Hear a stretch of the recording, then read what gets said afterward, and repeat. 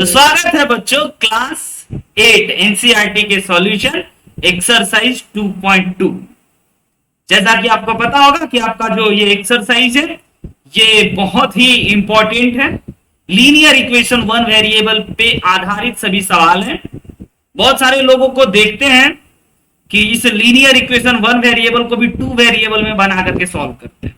और जैसा कि अगर आप एनसीईआरटी का अपना 2.2 एक्सरसाइज पलटोगे तो कुछ इस प्रकार की चीज आपको दिखाई देंगे, है ना, जो कि सामने आपके स्क्रीन पे दिखाई दे रहे हैं। तो हम आपको यही कहना चाहेंगे कि आपको इस एक एक क्वेश्चन को ध्यान से पढ़ करके एक इक्वेशन कंपोज करना है और उस इक्वेशन को सॉल्व करके अननोन चीजों को निकालना है, which is very important for all class 8 student. बहुत जरूरी है क्योंकि आगे चल करके भी ये 9th में भी आता है। वर्ड्स को पढ़ करके, प्रॉब्लम्स को पढ़ करके equation formation and after solving and after unknowing, है ना, unknown term after knowing no unknown term, ये सब बड़ा इंपॉर्टेंट काम हो जाता है। तो ओवरऑल 2.2 एक्सरसाइज में आपको हम बता दें बच्चों कि टोटल 16 क्वेश्चन दे रखे हैं। एक एक क्वेश्चन को हम लोग डिस्कस करेंगे। तो आइए सबसे पहले स्क्रीन पे पहला क्वेश्चन लिख दिया गया है। हमेशा इसमें कोई थ्योरी नहीं होता है, कॉमन सेंस होता है ना। आपको अब एक सोचना है ना। हमेशा एक अननोन चीज दिया होगा और उसके बारे में क्वेश्चन को पढ़ करके एक इक्वेशन बनाना। जैसे कि अगर आप इसको बार बार पढ़ोगे तो आपको समझ में आएगा। If you subtract 1/2 from a number, है ना, if you subtract 1/2 from a number and multiply the results bye 1/2 you get 1/8। What is the number? बहुत ही सिंपल सी फंडा है। आप बार बार पढ़ोगे तो आपको नंबर पता चलेगा, है ना। तो हमेशा अधिकतर अननोन चीजों, अननोन वैल्यू एज्यूम करने के लिए ना हम एक्स एज्यूम कर लेंगे और एक्स एज्यूम करने के बाद फिर से अगेन क्वेश्चन को पढ़ेंगे और देखेंगे कि क्या इक्वेशन फॉर्मेशन की पॉसिबिलिटी हो सकती है और क्या इक्वेशन बन सकता है। तो सबसे पहले जो हमारे को नंबर निकालने हैं ना, उस नंबर को एज्यूम कर लेते हैं। Let the number is x मान के चल लेते हैं। अब बार बार फिर से क्वेश्चन को पढ़ोगे तो आपको पता चलेगा। If you subtract 1/2 from a number and multiply the result 1/8 और 1/2 यू गेट 1/8। अब कह रहा है अकॉर्डिंग टू क्वेश्चन, ध्यान से देखना, अगर x में से 1/2 आप घटाते हो, है ना, if you subtract 1/2 from a number and multiply the result 1/2 और इस रिजल्ट को अगेन 1/2 से मल्टीप्लाई करते हो तो यू गेट 1/8। क्लियर हुई ये छोटी सी बात कि क्वेश्चन क्या कह रहा है कि अगर आप 1/2 घटाते हो और 1/2 से मल्टीप्लाई करते हो तो आप 1/8 प्राप्त करोगे। तो बताओ वह नंबर कौन है? तो सिंपल था बच्चों, इस पूरे क्वेश्चन को पढ़ करके हमने ये इक्वेशन फॉर्मेशन का काम करा। This work is very outstanding. अब आते हैं सिंपल सी लीनियर इक्वेशन वन वेरिएबल वाले जितने भी कॉन्सेप्ट हैं उन सभी कॉन्सेप्ट का यूज करके यहां से हम लोग एक्स निकालने की कोशिश करते हैं। तो सबसे पहले 1/2 से इसको अगर मल्टीप्लाई करेंगे तो वी हैव x/2 और माइनस माइनस माइनस ही, है ना, प्लस माइनस माइनस ही 1/2 to the 4 is equal to 1/8, है ना। अब आपको लीनियर इक्वेशन की सारी टेक्निक्स हम आपको पिछले 2.1 में ही बता चुके हैं। यहां से आप क्या करोगे कि जो भी हमारा कांस्टेंट टर्म है, जो भी नंबर वाला टर्म है, उसको आप एक साइड ले आओगे तो 1/4 हमारे आरएचएस में आ गए और फिर आपको एलसीएम लेना चाहिए। दोनों का एलसीएम 8 आ गया और यहां पे हमारा आ गया 1 और यहां पे आ गया हमारा 2। अब आप सिंपल यहां पे ऐड करोगे तो x/2 इज इक्वल टू 3/8 आया। अब आपको बाय क्रॉस मल्टीप्लाई करना चाहिए इसमें। जब भी numerator upon denominator is equal to numerator upon denominator, यानी कि फ्रैक्शन फ्रैक्शन दे तो इस दोनों चीजों को सिंपल बाय क्रॉस मल्टीप्लाई करना चाहिए, है ना। ऐसा इस प्रकार से डिनोट कर देते हैं जिससे कि आपको पता चल जाए। ओके, है ना। We have to multiply with 8 into x and 6 into 2। Now we have x is equal to 3/2 upon 8 और इससे ये देखोगे तो कट गया आपका। Your answer is 3/4। ये आपका आंसर हो गया। यानी कि 3/4 वह नंबर है जिसमें अगर आप 1/2 सब्ट्रैक्ट करोगे और 1/2 से मल्टीप्लाई करोगे तो 1/8 पा जाओगे। This is your answer. This is called word problems of linear equation one variable. हाँ, क्लास 8 में है तो इस बातों का ख्याल रखना है कि हमें हमेशा वन ही वेरिएबल एज्यूम करना है। कभी कभी आपको ऐसा लगेगा जरूरत 9th 10th या किसी भैया दीदी से पूछोगे तो वो हमेशा आपको 2 वेरिएबल बना करके बनाना आसान हो जाता है, बट आसान नहीं, हमें 1 वेरिएबल में ही रहना, हम लोग 2 वेरिएबल में नहीं जा सकते। ओके, तो चलते हैं नेक्स्ट क्वेश्चन। नेक्स्ट क्वेश्चन ध्यान से पढ़िए। The perimeter of a rectangular swimming pool is 150 metre if its length is 2 meter more than twice its breadth, what are the length and breadth of the pool? यहाँ पे बहुत सारे बच्चे length को x मान लेंगे, ब्रेथ को y मान लेंगे, देन प्रोसीड करेंगे, लेकिन नहीं, आपको लीनियर इक्वेशन 1 वेरिएबल में ही रहना है। सबसे पहले हम आपको बता देते हैं, एक स्विमिंग पूल है। स्विमिंग पूल तो जानते हो ना बच्चों, जिसमें आप नहाते हो, है ना, जानते हो ना बच्चों, यस और नो? इस प्रकार से आपका एक स्विमिंग पूल है। हाँ, रेक्टेंगुलर स्विमिंग पूल है, पानी से भरा हुआ है, और पानी का कलर शायद दूर से देखने में ब्लू नजर आता है ना, शायद इसीलिए हम ब्लू कलर से इसको डिजाइन बना दिए। ठीक है, बोलना चाहिए आपको यस और नो, समझ में आ रहा है नहीं आ रहा है, जो भी हो, ठीक है। अब आपको इस स्विमिंग पूल का पेरीमीटर दे रखा है। ओके, क्वेश्चन वाला गिवन दे रखा है आपको पेरीमीटर। पेरीमीटर कितना है? 154 मीटर, जो भी यूनिट। अब दूसरी बात कह रहा है, its length is 2 metre more than twice its breadth. तो अगर बच्चों हम लोग लेंथ या ब्रेथ को, किसी को भी एक्स मान लीजिए, तो अगर हम लोग ब्रेथ को एक्स मान लेते हैं, ठीक है, तो लेंथ क्या है? ट्वाइस करके double, then according to question, then length is equal to, twice करना है, ट्वाइस मतलब डबल, और 2 ऐड कर देना मतलब मोर देन 2 हो गया, ट्वाइस एंड डबल। ओके, तो हमें लेंथ और ब्रेथ, हमने लेंथ एज्यूम करा और ब्रेथ अकॉर्डिंग टू क्वेश्चन हमने लिख लिया। अब क्या करना है कि हमें रेक्टेंगल से रिलेटेड तो एक ही बात पता है सर, और वो बात क्या? वो भी पेरीमीटर का। तो आइए अब हम लोग पेरीमीटर का फॉर्मूला यूज कर लेते हैं। We know perimeter of rectangle is equal to, we know बच्चों, 2 times of L into B, और अकॉर्डिंग टू क्वेश्चन पेरीमीटर 154 दे रखा है, और इसके जगह पे 2, और लेंथ की जगह पे 2x प्लस 2, और ब्रेथ की जगह पे x। तो अगर हम लोग अब इसको सिंप्लीफाई करेंगे तो ये हो गया हमारा 3x प्लस 2, और इसको इससे डिवाइड अगर करा जाए तो अब इसको सिंपल, ये लीनियर इक्वेशन बन गया ना, इसको सॉल्व करना है। यहां से x निकालने हैं, और वापस से आपको पूछा गया था कि लेंथ और ब्रेथ कितना होगा इस पूल का। यस, तो सबसे पहले इसको सॉल्व करने के लिए इसको इधर डिवाइड कर लेते हैं,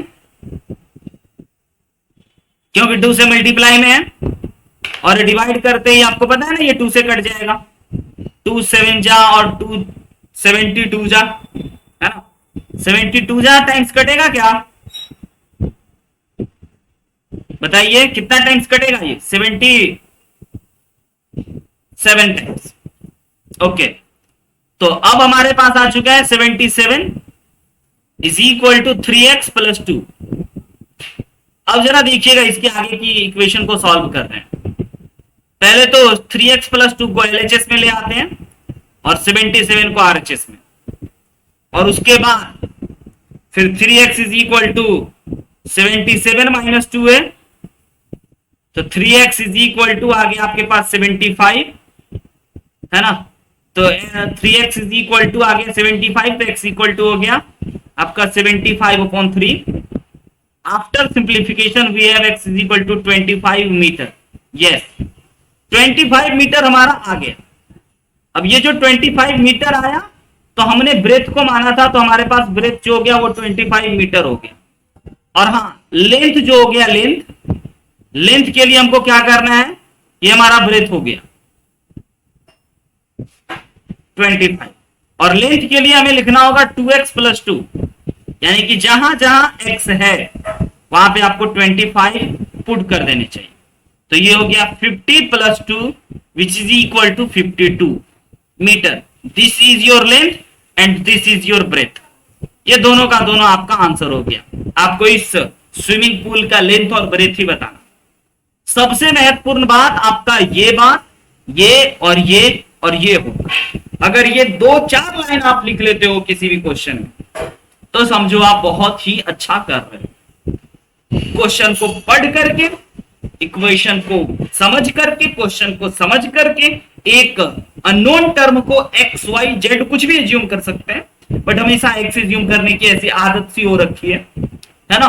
तो ऐसा जरूरी है कि ऑलवेज हमें एक्स ही एज्यूम करना है, कुछ भी आप एज्यूम कर सकते हो। तो जैसे ही आप एज्यूम कर लोगे तब जाकर के आपको इक्वेशन बनाने हैं, फिर लीनियर इक्वेशन वन वेरिएबल को जैसे सॉल्व करते हैं ऐसे सॉल्व कर देने से आपके ये क्वेश्चन बन गए। अब वक्त है तीसरे क्वेश्चन पे चलने। चलिए समझते हैं तीसरा क्वेश्चन।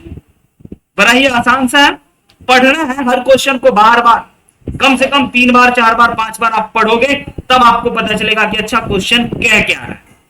आइए पहले हम आपको एक बार पढ़ करके समझें। क्वेश्चन कह रहा है the base of an isosceles triangle is 4/3 centimetre. Isosceles triangle बच्चों जानते हो, एक ऐसा ट्रायंगल जिसका दो साइड इक्वल। तो base of an isosceles triangle is 4/3 centimetre. Perimeter is equal to 4 times of 2/15 centimetre. What is the length of either remaining equal side. मतलब कि आपको रिमेनिंग इक्वल साइड का लेंथ बताना है, यानी कि आपको हम आइए इस क्वेश्चन को पहले फिगर से समझाएं। इस क्वेश्चन को सॉरी फिगर से समझाएं, उल्टा बोल गए। क्वेश्चन वाला सिंपल शब्दों में कह रहा है कि एक आइसोसेलेस ट्रायंगल है। आइसोसेलेस ट्रायंगल है कहने का मतलब इसका साइड इसके इक्वल है और इसका ये बेस है, this is known as base, है ना। यह बेस जो है आपको दे रखा है 4/3 सेंटीमीटर, ओके। और आपका इसका पेरीमीटर दे रखा है, यानी गिवन फैक्टर में आप आइए पहले लिख लीजिए कि आपको गिवन दे रखा है बच्चों इस आइसोसेलेस ट्रायंगल का बेस जो कि 4/3 सेंटीमीटर, और तो और आपको क्या दे रखा है पेरीमीटर। पेरीमीटर मिक्स फ्रैक्शन में, इसको फ्रैक्शन में कन्वर्ट कर लेना चाहिए। सबसे पहले फ्रैक्शन में कन्वर्ट करने के लिए बच्चों हमको क्या करना है, इसको इससे मल्टीप्लाई करना है। तो ये हो गया हमारा 15 4 जा 30 60 और 2 हो गया 62/15। तो यहां से हम लोग लिख सकते हैं 62/15 हमारे पास आ चुके हैं पेरीमीटर, ओके। अब हम आपको एक बात बताते हैं, आइसोसेलेस ट्रायंगल में अगर आप इस साइड को x एज्यूम करते हो तो ये साइड भी x ही होगा। ये है इस क्वेश्चन की सबसे इंपॉर्टेंट कड़ी। तो आप बेस आपको दे रखा है ना। तो चलिए बाकी जो हमारा लेंथ ऑफ इक्वल साइड है उसको हम लोग एज्यूम कर लेते हैं। तो let length of equal side of isosceles triangle is equal to x हमने एज्यूम कर दिया। अब अकॉर्डिंग टू क्वेश्चन बच्चों पेरीमीटर हमें पता होना चाहिए, है ना। Perimeter of any triangle sum of all side, perimeter of triangle is equal to sum of all side होता है। ये भी आपको एक छोटा सा फॉर्मूला और पता होना चाहिए, सम ऑफ ऑल साइड। तो हमें पेरीमीटर क्वेश्चन वाला दे चुका है 62/15 और ऑल साइड का मतलब एक साइड x हो गया सर, दूसरा साइड भी x हो गया और तीसरा साइड 4/3 दे रखा है, यस। तो आप देखोगे बड़े ही आराम से हमने एक लीनियर इक्वेशन वन वेरिएबल का निर्माण कर लिया, फॉर्मेशन हो गया। अब इस लीनियर इक्वेशन वन वेरिएबल को जैसे ही आप सॉल्व करोगे तो यहां से आपको x इक्वल टू निकल जाएगा और वही आपका आंसर हो जाएगा, वही आपको निकालना है। तो सबसे पहले हम इसको ऐसे इधर लिख लेते हैं, x plus x is equal plus 4/3 is equal to 62/15। अब क्या करना है, इन दोनों को ऐड कर देंगे, इन दोनों का ऐड हो गया 2x और इस 4/3 को RHS में भेज देंगे, है ना, 4/3, ताकि इन दोनों को सब्ट्रैक्शन करने में सुविधा होगी। नॉर्मल है ना, फ्रैक्शन वाला एलसीएम लेना होगा, 15 आ गया और यहाँ पे हमारा 62 आ गया, फिर इसको इससे डिवाइड करेंगे तो 5 और ये हमारा 20 आ गया। इसके आगे की सॉल्यूशन को यहाँ पे प्रोसीड करते हैं। तो 2x is equal to, simple सी बात है, यहाँ पे 2 आ गया और 4 आ गया, 42 अपॉन 15। अब हमें बाई क्रॉस मल्टीप्लाई करना चाहिए, है ना। बाई क्रॉस मल्टीप्लाई यानी इसके नीचे कुछ नहीं तो 1 डाल दीजिए, है ना। तो यहां से x is equal to 42 upon 2 into 15 आ गया, और जैसे ही आप आगे मल्टीप्लाई करोगे तो x is equal to 42 upon 30। This is your length of either of the remaining equal side, यानी कि ये हो गया आपका, ये जो है ना ये हो गया आपका 42 अपॉन 30, और यही आपको निकालना था जो साइड इक्वल नहीं है। और अगर एक 42 अपॉन 30 निकल गया तो दूसरा भी वही होगा बिना किसी संदेह। आई होप कि आपको ये क्वेश्चन समझ में आया, ठीक है। अब चलते हैं, आपको बच्चों नोट करने के लिए पहले आपको यहाँ पे सिर्फ समझने हैं क्वेश्चंस को कि कैसे किए जाते हैं, क्या क्या हमें इंफॉर्मेशन पते होने चाहिए, और कैसे उस वर्ड को, उस क्वेश्चन को पढ़ करके एक इक्वेशन बनाया जाए, और जो भी हमारे इंफॉर्मेशन है उसके रिगार्डिंग उसको इंप्लीमेंट किया जाए। देन ता करके एक इक्वेशन बनता है, उस इक्वेशन को सॉल्व करते ही हमारे क्वेश्चन सॉल्व हो जाते हैं, यानी उस अननोन चीजों को हम जान पाते हैं। ओके, तो अगले मुद्दों पे चलते हैं। अब हमारा 4th नंबर क्वेश्चन पढ़िएगा, बहुत ही आसान है। कह रहा है सम ऑफ 2 नंबर इज 95। दो नंबर को जोड़ने पे 95 आ रहा है। If one exceeds the other by 15 तो फाइंड द नंबर्स। यस, तो सबसे पहले हमें जो नंबर निकालने हैं ना, तो हम एज्यूम कर लेते हैं। आइए इस एक्सरसाइज 2.2 के क्वेश्चन नंबर 4 के सॉल्यूशन को समझते हैं बच्चों। सबसे पहले तो let one of the number is x, one of the number is x. एक नंबर को हम ना एक्स एज्यूम कर लेते हैं। जैसे ही एक नंबर को एज्यूम कर लिए तो अकॉर्डिंग टू क्वेश्चन कह रहा है कि अगर एक नंबर एक्स है और दूसरे नंबर को 15 एक्सीड कर दोगे, एक्सीड करने का मतलब 15 बढ़ा दोगे ना, और फिर उन दोनों को ऐड करोगे तो ये 95 आ जाएगा। यस, तो दोनों को ऐड करके 95 कर दिए। अब यहां से बताइए एक्स निकालना कितना आसान है, आपको खुद ट्राई करनी चाहिए यहां से एक्स निकालने के लिए, देख सकते हो, है ना। तो सिंपल सी बात है, हर बच्चा कहेगा कि ये x प्लस एक्स हमारा 2x हो गया, और ये प्लस का 15 इज इक्वल टू 95 हो गया। इस 15 को सबसे पहले आप RHS में ले जाओगे तो 2x is equal to 95 minus 15, और आप शायद आपको पता होगा कि अगर 95 में से 15 को घटा दिए तो हमारे पास आ जाएंगे 80। तो x इज इक्वल टू हो गया हमारे पास 80/2, और अगर आप इसको काट दिए तो 40 टाइम्स में कट जाएगा, तो x इज इक्वल टू हमारे पास आ गए 40। तो एक नंबर हमारा 40 होगा, तो हम यहां पे लिख लेते हैं therefore first number is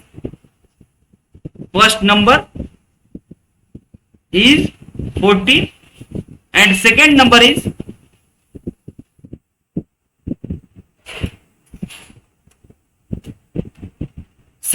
is x plus 15। तो यहां पे लिख लेते हैं कि अगर one of the number is x then second number is ये भी लिख देते हैं। और इस तरीके से जब आप सॉल्यूशन लिखोगे ना, हर एक बात, हर एक छोटी छोटी बात, तब आपको जरूर नंबर मिलेगा पूरा में पूरा, है ना। Then second number is x plus 15, और इसके रीजन है आपको लिख देने चाहिए अकॉर्डिंग टू क्वेश्चन, है ना। और यहां पे आप देखोगे x की जगह पे अगर आप 40 रखोगे तो 15 और दोनों को ऐड कर दोगे तो 55 इज योर आंसर। यानी एक आंसर 55 और दूसरा आंसर 40। वह दो नंबर है ना, एक है 40 और दूसरा 55, दोनों को ऐड करोगे तो देख लो 95 आ गया। यही तो क्वेश्चन कह रहा था कि sum of 2 number is 95, if one is exceeded the other by 15 find the number. Clear हुआ ये छोटी सी बात? यस, अगर आपको ये क्लियर हुआ, और आपको नोट करने के लिए हम आपको फिर से बता दें कि आपको पीडीएफ जरूर मिल ही जाएगा, है ना। कहां मिलेगा आपको बहुत अच्छे से पता है। चलते हैं क्वेश्चन नंबर नेक्स्ट 5। कह रहा है कि 2 numbers are in ratio 5:3 if they differ by 18। Differ का मतलब डिफरेंस, तो व्हाट आर द नंबर्स? दो नंबर का रेशियो दे रखा है, नंबर नहीं दिया। 5 और 3, 5:3 में नंबर दिया, रेशियो नहीं। तो बहुत सारे बच्चे गलती कर पाते हैं कि नंबर को 5 और 3 एज्यूम कर लेते हैं, जो कि गलत है। हमें नंबर नहीं दिया है, हमें नंबर का रेशियो दिया है 5:3, तो हमें नंबर इस प्रकार से एज्यूम कर लेना चाहिए। लेट टू नंबर्स आर, जब भी कभी आपको रेशियो देना किसी भी चीज का, नंबर्स का, एंगल का, या किसी भी चीज का, तो आप हमेशा उसको 5x एंड 3x एज्यूम कर लेना। अब क्वेश्चन में कह रहा है इफ दे डिफर बाय 18, तो अकॉर्डिंग टू क्वेश्चन क्या कह रहा है, दोनों का डिफरेंस 18 है, दोनों के बीच में अंतर 18 का है। तो आप क्या काम करो, 5x में से ना 3x घटा करके और 18 लिख दो, तो आप देखोगे इक्वेशन का निर्माण हो चुका है। बस अब आपको इस इक्वेशन को सॉल्व करना है और x निकालना है, और x जैसे ही निकल जाए तो आप उस नंबर को भी बता सकते हैं। आइए पहले हम लोग x का निकाल लेते हैं, और देखो यहां से x निकालना कितना आसान हो गया। 5 - 3 2x हो गया इज इक्वल टू 18, तो x is equal to 18/2 which is equal to 9, cut गया, यानी कि x 9 आ गया, x 9 आ गया। तो क्या आपका 9 एक नंबर है? नहीं, आपका नंबर तो था यही रेशियो में 5x और 3x। Yes, therefore number is, है ना, फर्स्ट नंबर इज मान के चल लेते हैं। पहला नंबर है आपका 3x, सॉरी 5x, और 5 और x की जगह पे आपको 9 रखना चाहिए, और अगर इसको सिंप्लीफाई किए तो 45। And second number is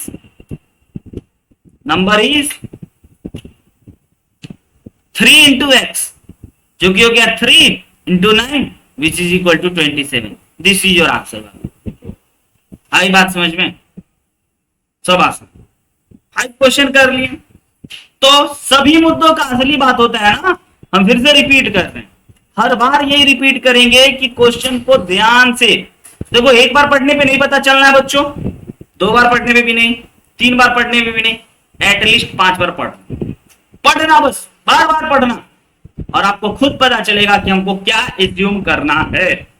x assume करना है और फिर क्वेश्चन पढ़ना है, और एक क्वेश्चन को पढ़ करके अकॉर्डिंग टू क्वेश्चन के हिसाब से लिखना है, देन सॉल्व करना है, देन आंसर।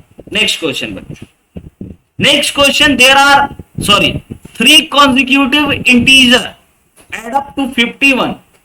मतलब कह रहा है कि 3 लगातार इंटीजर को अगर आप ऐड करते हो तो 51 आ जाता है, तो वो इंटीजर बताइए क्या है।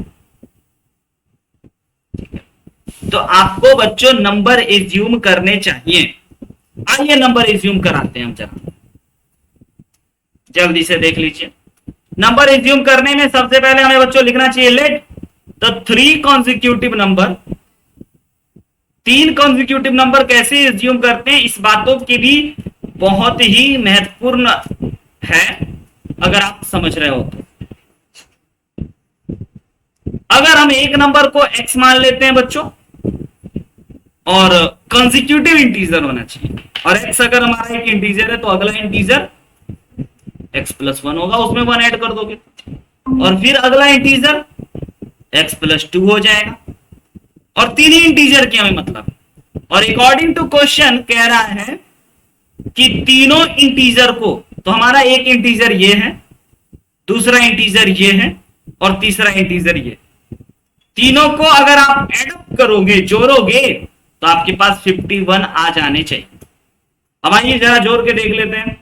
तो this x and this x become 3x, and this 1 + 2 become 3 is equal to 51।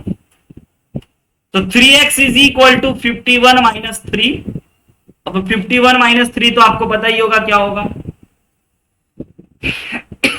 48, and 48 is also divisible by 3। तो x is equal to 48/3, 16 times में कट जाने। यस, यानी कि जो सबसे छोटा इंटीजर था आपका वह 16 था, और कॉन्जिक्यूटिव का मतलब लगातार। 16 के बाद कौन सा इंटीजर आएगा, तो 17, और 17 के बाद कौन सा आएगा, 18। तो the integers are, final answer है ना, द इंटीजर्स आर,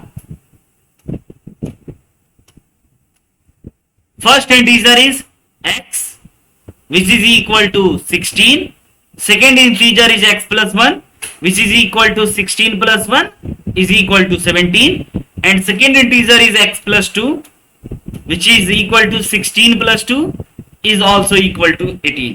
यानी कि 16, 17 and 18 is your right answer. I hope ये भी बहुत अच्छे से समझ में आ गया. अगले क्वेश्चन पे चलते हैं. फिर से वही बात, लेकिन है बहुत आसान. कह रहा है कि the sum of 3 consecutive multiple of 8. हाँ, अब की बार 3 कॉन्जिक्यूटिव है, लेकिन 8 का मल्टीपल है इज 888. तो आपको 3 के मल्टीपल को एज्यूम, 8 के मल्टीपल को एज्यूम करना है. तो find the multiples. Multiples means table. 8 का टेबल का कोई 3 आइटम उठा करके मल्टीप्लाई करके 888 लाने. तो सबसे मजेदार बात यहां पर जो 3 कॉन्सिक्यूटिव मल्टीपल ऑफ 8 है ना, वो एज्यूम करना है. तो आइए, जो सबसे मजेदार बात है वो हम आपको सिखाएं, जो सबसे महत्वपूर्ण है. एक ही लाइन, द लेट एज्यूम कर लेते हैं, द 3 कॉन्सिक्यूटिव मल्टीपल ऑफ 8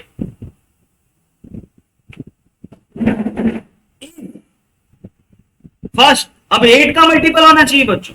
तो 8 का मल्टीपल होना चाहिए, तो पहला हो गया आपका 8x, दूसरा हो गया आपका 8x प्लस 1.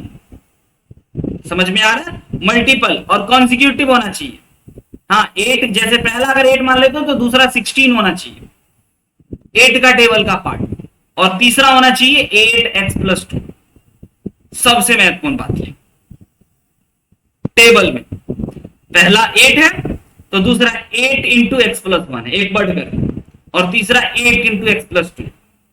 अब क्वेश्चन में कह रहा है कि द सम ऑफ, इन तीनों नंबर का सम ना 888 अकॉर्डिंग टू क्वेश्चन. अब आते हैं 8x plus 8 into x plus 1 plus 8 into x plus 2 is equal to 8, 8 and 8. अब आपको ये सिंप्लीफाई करनी चाहिए. तो this become 8x and this become also 8x, this become 8, this become 8x and this is 16 is equal to 888. अब सभी x वाले को एक साथ कर करके ऐड कर देना. तो 8 2 जा 16 और 8 3 जा 24x and this is also 24 is equal to 8, 8 and 8. अब आपको क्या करना है, इस 24 को पहले RHS में भेज देना है, और RHS में भेज देने के बाद घटा देने हैं. तो 24x इज इक्वल टू, घटाने का काम बहुत ही आसान है ना, 4 बच गया और फिर 6 बच गया और फिर 8 बन गया, 864. अब आपको यह देखना है कि 864 24 से डिविजिबल है या नहीं है ना. 864 24 से डिविजिबल है या नहीं है. तो सबसे पहले हम लोग चलिए ना, 3 से दोनों डिविजिबल है, 3 से आई थिंक दोनों डिविजिबल है. एक बार चेक कर लें. यस, 3 से काट देते हैं. तो ये कट गया है ना, 8 3 जा, और ये कट गया 3 2 जा, 3 5 जा, है ना. ऐसे करके डिवाइड कर लीजिए आप प्लीज. 3 से 3 2 जा 6 एंड 3 8 जा 24 एंड अगेन 3 8 जा 24, यानी 288. अब ये अगेन 2 से डिविजिबल है, ये 4 टाइम्स में और ये 144 टाइम्स में. अगेन 2 से डिविजिबल है, तो ये 2 टाइम्स में और ये 72 टाइम्स में. और अगेन अगर हम लोग काट दिए तो ये हमारा फाइनली x इक्वल टू 36 आ गया. यस, आप चाहो तो एक एक करके काट सकते हो या एक साथ भी काट सकते हो. तो हमारे पास x जो आ गया ना, वो 36 आ गया. यस, यहां पे लिख लेते हैं x इज इक्वल टू 36। तो हमें फर्स्ट मल्टीपल बताना था, तो फर्स्ट मल्टीपल जो हमारा वह है 8x। तो हम क्या करेंगे ना, 8x और x की जगह पे 36 निकला है, इसको मल्टीप्लाई कर देंगे तो हमारा ये आ जाएगा। और आपको मल्टीप्लाई कर लेना चाहिए, आई थिंक 288 आएगा। एंड अब सेकेंड मल्टीपल निकालने हैं, सेकेंड मल्टीपल जो कि हो जाएगा 8x plus 1 which is equal to 8 into 37 and 8 into 37 शायद आपको 296 आनी चाहिए। आपको एक बार चेक कर लेना चाहिए मल्टीप्लाई कर। थर्ड मल्टीपल अगर हमें निकालना है तो 8 इंटू एक्स प्लस 2 जो कि आपका बराबर हो जाएगा 8 इंटू 38 और वह बराबर हो जाएगा आपका 304। ठीक है, तो ये रहा हमारा 7 नंबर क्वेश्चन। अब चलते हैं एक और क्वेश्चन, 8वें नंबर क्वेश्चन। टोटल बच्चों इस एक्सरसाइज में 16 क्वेश्चन है। यस, तो 8 नंबर क्वेश्चन पे चलते हैं। 3 consecutive integer are such that when they are taken in increasing order, okay, and multiplied by 2, 3 and 4 respectively, they add up to 74. Find these numbers. ध्यान से फिर से पढ़िएगा बार बार। 3 consecutive integer इस प्रकार से है ना, they are taken in increasing order and multiplied by 2, 3 and 4। यानी कि अगर आप एक इंटीजर x मान लेते हो, है ना, लेट इंटीजर x, अगर आप इंटीजर x मान लेते हो तो आपको कह रहा है ना कि इंक्रीजिंग ऑर्डर में जो हमारा फर्स्ट इंटीजर हो जाएगा वो हो जाएगा हमारा 2x, सेकेंड हो जाएगा हमारा, पहली बात तो हमारा अगर इंटीजर एक x है तो कॉन्जिक्यूटिव इंटीजर जो हो जाएंगे वो x plus 1 and x plus 2 हो जाएंगे। यस, ये दिस इज कॉन्जिक्यूटिव इंटीजर। लगातार, लगातार कहने का मतलब एक के बाद एक। तो अगर एक हमारा x है तो दूसरा x प्लस 1 होगा और तीसरा x प्लस 2 होगा। एंड क्वेश्चन का सेकंड पार्ट कहता है when they are taken in increasing order and multiplied by 2, 3 and 4 respectively. का मतलब ये हो गया कि x में 2 से मल्टीप्लाई करना है और x प्लस 3 में, सॉरी x प्लस 1 में 3 से मल्टीप्लाई करना है और x प्लस 2 में 4 से मल्टीप्लाई, और उन सबको ऐड करके 74 लाना है ना। तो अकॉर्डिंग टू क्वेश्चन कह रहा है कि इस वाले इंटीजर में 2 से मल्टीप्लाई करना है और सेकंड वाले में 3 से मल्टीप्लाई करना है और थर्ड वाले में 4 से मल्टीप्लाई करना है and after adder we get 74। ये क्वेश्चन वाला कह रहा है। तो हमारे को इक्वेशन फॉर्मेशन का काम हो गया है। अब हमें क्या करना है, इस इक्वेशन को सॉल्व करने चाहिए। यस, तो दिस इज 2x एंड अब मल्टीप्लाई कर लेते हैं एक एक करके इससे आराम से, है ना। ये हो गया 3x प्लस 3 और फिर इसको इससे मल्टीप्लाई कर लेते हैं तो ये हो गया हमारा 4x प्लस 8 और इसको इससे तो ये 74 सिंपल। अब जितने भी 2x x वाले टर्म है उन सभी को एक साथ पहले, तो ये हमारा 2x plus 3x plus 4x और इन दोनों को ऐड करेंगे तो हमारे पास आ गया 11 इज इक्वल टू 74। तो यहां से अगर इन सभी को, इन तीनों को ऐड करेंगे तो हमारे पास आ गया 10x which is equal to 74 minus 11। अब 74 में से 11 को सब्ट्रैक्ट करने की बारी है। 74 में से 11 को अगर आप सब्ट्रैक्ट करोगे, I think this is 9, sorry this is not 10, this is 9, तो ये 63 आ गया घट के। और यहां से आप x इक्वल टू बता सकते हो 63/9, है ना, जो कि हमारा कट गया 7 टाइम्स में, यानी कि यहां से हमारे को x इज इक्वल टू 7 मिल गया। यस, हमारा जो x था वो 7 आ गया फर्स्ट इंटीजर। तो हमारे जो नंबर हो गए 10, the numbers are, first number is 7, second number is 7 plus 1 which is 8 and third number is 7 plus 2 which is 9। तो ये हो गए हमारे तीनों कॉन्सिक्यूटिव नंबर, जिसको पहले को 2 से, दूसरे को 3 से और तीसरे को 4 से अगर मल्टीप्लाई कर दें तो पक्का 74 आ जाए। आई थिंक आपको ये बात समझ में आए होंगे, बोलिए। तो बच्चों इन सभी सॉल्यूशन का आपको पीडीएफ जरूर मिल जाएगा डिस्क्रिप्शन में, है ना।